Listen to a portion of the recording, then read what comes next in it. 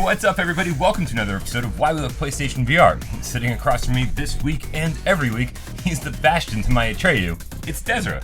Hello, and a special shout out to my close personal friend, well, the childlike empress, Tammy. Hi, Tammy. You're probably never going to see this, but... Close personal friend. Well, we met once. We met once. Actually, a couple times. I have so many close personal friends that it's not even funny. She gave me a mug. Oh. Yeah. That qualifies. Yeah, we were actually at Rhode Island Comic Con together. Mm-hmm. Yeah, performing. Lots of tweets going back and forth out here. There was, yeah. It was basically, at the same time, you had 4 choices of people to see. Go on. Stan Lee. Yeah. Brent Spiner. Tammy Stronach. And me. So I would have chosen you.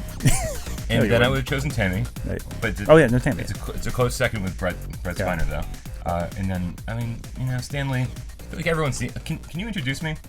To Stan Lee? No, to the show. Oh, and sitting across from me, of course, is Brian Paul. And every week on Why We Love PlayStation VR, oh man, this is worse than the Gamescast. This is great. 8 goddamn minutes. Every week on Why We Love PlayStation VR, we dive into the PlayStation VR back catalog. We pick out a game at random, not so random usually, and then we play the crap out of it for you and let you know if it's something that's worth going back to. Some of these games have gotten patched and better over time, and some of them have not. Have not indeed.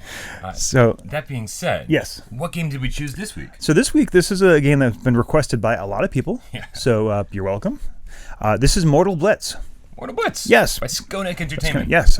Korean developer. Indeed, they are. Hoorah. Yeah. It's a first-person wave shooter, basically. Sure. Although I think wave shooter doesn't give it enough. I mean, would you consider Time Crisis a wave shooter? That's a good point. Yeah, I mean, if you're standing there and stuff is coming at you, it's not specifically stop, wave 2. Right. There's no announcement, but it is, you're stationary, stuff happens, then you move, stuff happens. Yep. So I guess we're maybe getting nitpicky, but Time Crisis. Getting a little nitpicky, but it's definitely very Time Crisis-like. Yes. Yeah. It was $20 at launch. It's been on sale a few times here and there. But in the game, and I got to read this right off the paper because there's no I'm remembering this. It says, in the game, the players become Yuhai, ex-Force, which are governmental elite soldiers, and toils and fights in a mission to thwart the evil plans. Who wrote this thing? Well, here's the thing. I'm going to Dominion's Teratoma Destruction Plan. Yeah. First of all, Teratoma, that's an awful name for anything. Do yourself a favor, if you have a strong stomach, go look up what a teratoma is, and thank me later for not having to spend money on lunch today. That's... Oh, don't do that. Do not do that. Do not do that. Anyways, the plot is so inconsequential. You can tell even the developers were just like, do we have to have a plot? I guess. Okay. Listen, you don't have to have a plot as long as you've got like a hot girl walking around with like the shortest little thingy on ever. Well, because seriously, even while the plot's going on, you're just kind of staring off going, yeah. Yeah, well, that's what I think I'm going to say. If you're worried, because, Rachel is her name. She's on all the box. She has a name? Yeah. Oh. Yeah. I'll be damned. Yeah, I'm Yuhai, and she's Rachel. So, but anyways, it's of course, I don't know. Maybe Rachel is really popular in Korea. I don't know. I'm you know what? I'm putting Is there something wrong with Rachel? No. I was just thinking. Do we need to talk about this? No. Well, it was just that you see her on the box art, and you figure a lot of these games like, oh, I see the cute girl on the box art, but if I'm going to be playing as her, I won't get to see her and ogle her, and Well, good news, you don't play as her, so you get to stare at her as much as you want. I don't know if she's I don't know if she's as short as they're making her out to be, or if that's just a consequence of VR. But, but I like short girls, so she's right up my alley. I like short girls, and I cannot lie. Okay. All right. Anyways, so back on topic. So before we actually get into the gameplay of Mortal Blitz, which, by the way, it's Mortal Blitz with the Z. Blitz. I don't know. It sounds like an NFL game from the 90s. I'm just wondering how much of this is like just translation issues, because hey, Americans like the word blitz. Let's throw that in there. Sure. I'm import games or games that are developed completely in-house in Asia. I'll cut them some slack on translation because there's absolutely no way I could come up with a clever title in Korean. So, well, before we dive into the gameplay mechanics, I do want to talk a little bit about the very first thing that happens in this game, and that is the controller setup. Right? How many times? And the answer is always. Yes. How many times do you start up Spark, or do you start up a game and you've got your controllers in hand, and you start the game with the controllers in each hand, and then you start and suddenly you're like this, and you have to take off the wrist straps and put them back on the right hand, and why can't the game recognize where you are. It's like look through the camera, and there's a ball over here and a ball over here. That must be his left and right hand, but it's always backwards. Like I think it's programmed that way. But this game has the most ingenious setup of all time. They ask you. They say, which one's your dominant hand? Push the button on that controller. And then they also, even better than that, they're like, do you just want to play with one controller? Oh, do you want that to be the DualShock 4? Do you want that to be a Move controller? Do you want to use 2 Move controllers? Do you want to use a DualShock 4 and a Move controller? Which, strangely, people ask for. They're like because there's no analog stick on Move controllers. Sure. So people are like, why can't we do this in different games? And I was like, because it's really awkward to hold the DualShock 4 with one hand. Like it gets. Well, the first minute is fine, but after a while, it's just kind of. It does. It droops, right? It's not nearly as comfortable as you think it would be an hour later. And there ain't no pill for that. There ain't no pill for that. So thank you very much, Skonek, for like having the common sense and common decency to like let us play this game the way we want to, and not make us do one of these. So that's it. So kudos right off the bat. Yeah, and just so going on gameplay. I mean, here's the problem. I guess if there's a thing with this, there's not a lot of depth to anything. There's not a depth of the story, not a lot of depth of the gameplay. Certainly not in the enemies you fight.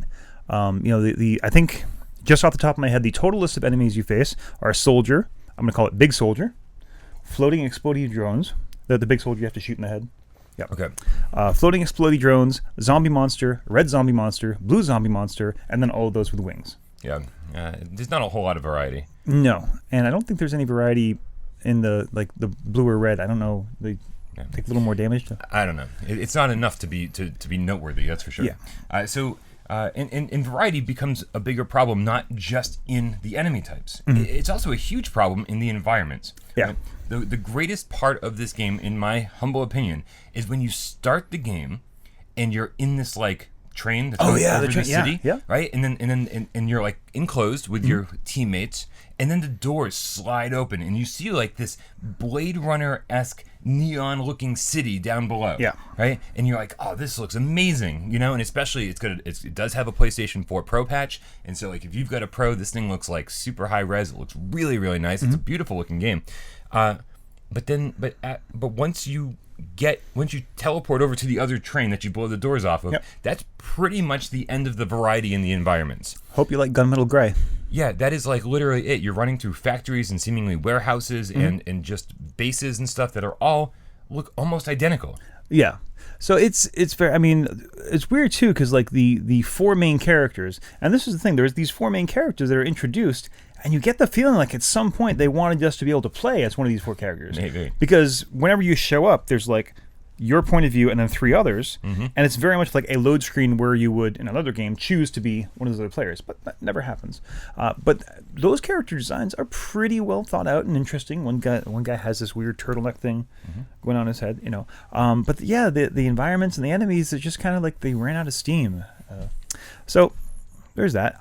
But with all the kind of negative we're saying, there's one thing they introduce here that actually adds an interesting, I'll call it strategic element. Is this the Groggy system? The Groggy system. What a weird name, man. It's a great name. Translation issues abound in this game. I think it's great. I think, maybe it's a translation issue, or maybe it's a sense that they were not taking themselves so seriously. Yeah. Basically, you do a lot of damage to an enemy. You can drop your weapon from one of your hands and do this cool telekinesis thing, pick them up in the air, and then you have a few options. One, you can just kind of time slows down. Time slows down. Time slows down once you teleport or telekinetically throw these guys into the air. Right. And then they're coming at you kind of in slow motion. Yes. And then what can you do? Then you can either shoot them while they're in the air. There's a reward for that. Yes. If you blast the crap out of them, right? So we'll get back to the gameplay mechanics in a second, but you blast the crap out of them, and the more you shoot them, the better ranking you get. You're like, Annihilator, Devastator. And like it's very much like that 90s arcade sound, like Mortal Kombat like Quake. announcer. Yes, absolutely. And then and the more you shoot them, and the better score you get for like demolishing your enemy mid-air in slow motion, very Max Payne-like, the more health and power-ups you get from that. But that's not always what you want to do. Right, because sometimes you get a little overwhelmed because there's so many mechanics. So you can kind of juggle your groggy characters and really keep time slowed down while you deal with the other threats that are coming at you. Yeah. So there is some choices.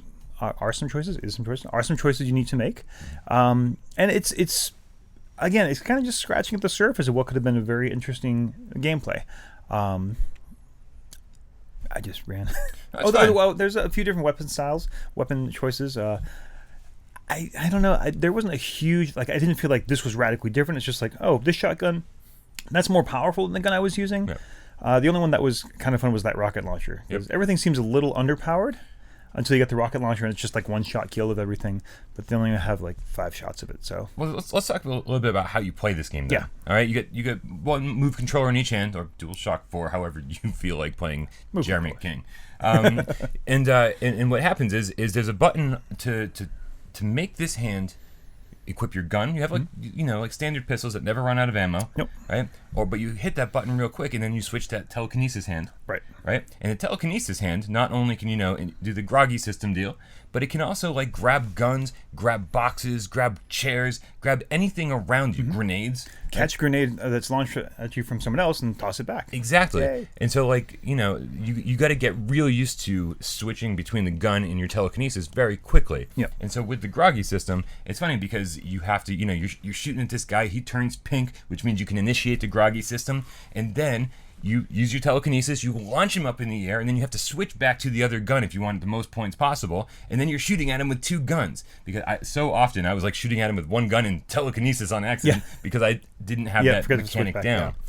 Yeah. But there's no free full locomotion in this game. It's all you're just warping from place to place. You like you said, sort of wave shooter like that, because you're taking out all the enemies in one specific location, and then they're like, okay, now move over here. I'm like, oh, okay. Yeah, it's hard to call it like a teleport movement system because it's not really movement. It's just, instead of a load screen, they're giving you a chance to teleport from one place to another. Did you have this? There was a couple times. Oh, we didn't even talk about this because it's in VR. Hooray. Time Crisis or games like that, you step and you get cover. Yeah. You get cover by actually ducking behind cover. Yeah, so there's no button that like puts you behind cover or anything like that. I found myself, the more I got into this game, the more super hot it kind of became. Like, because not only am I slowing time down, but I'm also like, oh, there's a shot coming at me. Do I have time to like literally move my body out of the way? Yep. Or should I just try to shoot back and destroy the shot midair? Mm-hmm. You can also pick up items. I think you touched on a little bit, but there are boxes, so you can actually make the choice to pick up a piece of your cover and use that and either launch it at an opponent, do a pretty significant amount of damage, or use it as something to block while you're going. So it's like Snow Fortress. We just lost everybody. You lost me. You reviewed Snow Fortress. I did. If you watch the review, you'll know why. Yeah. So there's so much to do. My favorite thing about the time crisis element of this is the fact that I'm like half of the time in this game, I find myself, I'm like crouching behind cover, and then I'm like, okay, I'm just gonna get on my knees, right, to like, and then I'm like, okay, I got the gun up in the air, blind firing, and I'm like peeking out, being like, is it getting him? Yeah, it is, and I just keep doing that. So it's like I don't want to use the word realistic, but I will. Yeah, it feels very immersive. It's our favorite word to use, immersive. And they do a good job of like, having stuff come at you from the sides and corners, but not in a cheating sort of way. Like, there was, especially on the train in the first level, I'm sitting there and like, I cleared everybody. Like, why am I taking damage? Yeah. Oh, there's someone there. Crap. Well, and that's actually I'm actually going to put a strike against this game because of that. Because I've played this game a few times, and the only reason I know that there's a guy hanging over here next to me in the window isn't because there's any kind of indication on screen. It's like, I think I'm getting shot at, but there's no indication. Like, over here's not turning red, nothing. So I'm like, how do I just know there's a guy there because I've played the game so many times. Right. I think, I don't know. I mean, I can understand that because this is, after all, an arcade shooter. It's not a realistic shooter. Yeah. But that does kind of like, okay, let's say you were actually getting shot by someone. They're not going to say, hey, over here, and fire. They're going to just, shoot. And so you have to be, take a little initiative and look around you. It's true. It's very true. I can see both sides. There's no turning options. No, that is true. So, like you're saying, it is fair because, and the reason it's fair is because, they don't have guys coming from behind you. There's no one's coming from directly at 180. Right. So you just have to look to your left, look to your right. I just did that backwards, and that's it. We'll just flip the image for the whole episode. You'll be fine. Sure. Okay. And that's kind of it. Except. Yeah. The game's not very long. No, it was funny. peek behind the curtains, a little behind schedule. We were going to be recording this, a few days ago. Yeah. And I was like, I need a little more time. I haven't finished it yet. I think I'm getting close. And I was like, you haven't finished it yet? I know. Like, did what happened? Did your house catch fire like 5 minutes in? I literally, like, the next day, I went and fired it up, and it's like, oh, I did finish it. I was just like, literally, a minute and a half away from the end. It's about an hour long. If that, yeah. Yeah, it's not terribly long. There's one way to kind of extend your gameplay a little bit. There's a training mode. I like the training mode quite a bit. It's so much fun. Yep. Yeah. So what happens in the training mode is that there's these blocks that kind of obstruct your view a little bit, and you're in a Tron-inspired, just kind of generic room, and you've got guns. See, I was getting a little more of like a next generation vibe. The very few times very we see them do holodeck-like? a little holodeck when they're doing actually like the phaser training. It doesn't happen very often. Little balls are popping up, and you gotta shoot them. Nope, that's a way better comparison. And that's what it is. There's 3 types of balls. Insert joke here, and one of them just a standard one shot and you get it, and then there's reinforced ones that like take a couple extra hard shots. balls. They do call them hard balls, don't they? And then there's the innocents, which we are 12. I mean, like at best. Then there's the innocent ones, like so. Yes. It reminded me of like Hogan's Alley on like the NES. It's Okay. very straightforward. It's like here's some bad things to shoot, and make sure you don't shoot the good ones, and that's it. With a clock ticking down. I think what makes it a little different and interesting, though, it's not like one pops up and you shoot it. Yeah. The game starts and there's 15 of them, all moving in different directions at different speeds. And then later, it's one thing I didn't have time to kind of review this. They're sort of like the boss levels. Yeah. Right, where you kind of shoot one and it splits up into 3. Apparently, on those boss levels, if they get to the bottom and touch the floor, you lose a second. Oh, off your I don't time. think I knew Everyone, that. and suddenly I was like, I saw, all of a sudden, I was like, 1 second, I'm like, what's happening? Oh, so now you're having to defend the floor as well as shoot those, and shoot them down in a pretty short amount of time. Is what I'm trying to say. Nice, I like it. So I know a lot of people tuned out the second we said it's an hour long. They're like, another short experience in PlayStation VR. But I gotta say, it's an hour long on like the novice mode, like the easy mode, right? And I gotta say, like the first time you play through it, get used to the mechanics, get used to those buttons switching back and forth between telekinesis and your gun. Make sure you get used to ducking behind cover, get used to blind fire, and play through it first on novice. But then there's expert mode, nightmare mode, and extreme mode. Ooh. And these things are like, by the time you get to extreme, it's like half impossible. Yeah. Right? Yeah. So like if you're the kind of person that like really likes a challenge, that really wants to really play a game and get everything out of it, then you're gonna get like 5 or 6 hours out of this instead of the one that it took us to blast through. Yeah. Recently we played. We talked about Brookhaven Experiment, and that's kind of your survival horror shooter, and I wasn't as enthused about that. And this made me realize, what I like in a shooter, I like an arcade action shooter. I just like a lot of stuff going on, and just my accuracy, not having to worry about conserving ammo, just kind of go in there and go crazy. And this definitely scratches that itch. Nice. Yeah, I'm a big fan of this game. The one thing that I'm a little curious about to know is Skonek Entertainment had promised us DLC, like another mission. That's what I was going to say. It's too bad. It doesn't matter that it's so short. They promise us in the game, actually. Yeah. In the game it says, coming soon, the next chapter. And they've been very quiet about that ever since. Yeah. We don't know if that's free DLC. I think that's what they kind of intended. Yeah. But who knows, man? It's like I need more. Yeah. I need more, and I need some variety in the environments and I don't care if the next set of levels or the next mission or whatever is just like a different looking factory, Yeah. But like we need something different. We need more to play. We need and give us a few more enemies. Yeah. Maybe yeah. Some guns. I don't know, like these cool blue pistols. Yeah, that's the thing. Like, if you want to play the training and you do unlock things, but it's actually it's just visual and aesthetic changes to your weapons. It doesn't actually change. But they look nice. Yeah, so you can change the color of the laser pointer. Yeah, I guess I'm old. That stuff doesn't impress me. I want my gun to work differently. I don't care if it's pink. Yeah. So all that being said, we've talked. There's a lot of great things about this game. There's a lot of so-so things about this. Let's rate this sucker. All right.